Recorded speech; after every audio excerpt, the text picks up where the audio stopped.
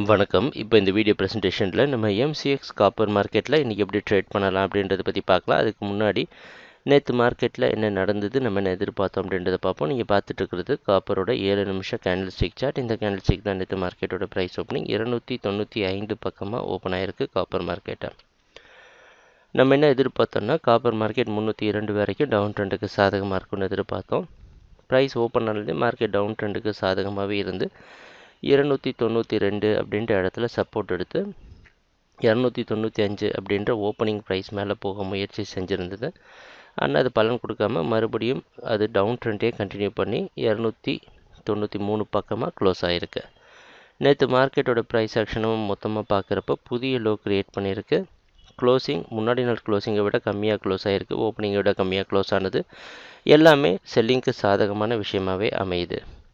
இன்றைக்கி மார்க்கெட்டோட price opening நேற்றுங்க close ஆச்சு, அது பக்கமாகவே ஓப்பன் ஆகிறதுக்கு வாய்ப்பு இருக்கிற மாதிரி வெளிநாட்டில் இருக்க காமெக்ஸ் மார்க்கெட் வச்சு பார்க்குறப்ப தெரியுது. அந்த அடிப்படையில் தொடர்ந்து காப்பர் மார்க்கெட் டவுன் ட்ரெண்டுக்கே சாதகமாக இருக்கும்னு எதிர்பார்க்கலாம். ஆனால் ஒரே ஒரு மாற்றம் தான் செஞ்சுருக்கோம். ஸ்டாப் லாஸை 296.5 வரைக்கும் குறைச்சிருக்கிறோம். நீங்கள் செல் பண்ணலான்னு நினச்சா 296.5 வரைக்கும் நீங்கள் செல் பண்ணலாம். 292.2 5 வரைக்கும் நீங்கள் ஸ்டாப் லாஸ் வச்சுக்கலாம்.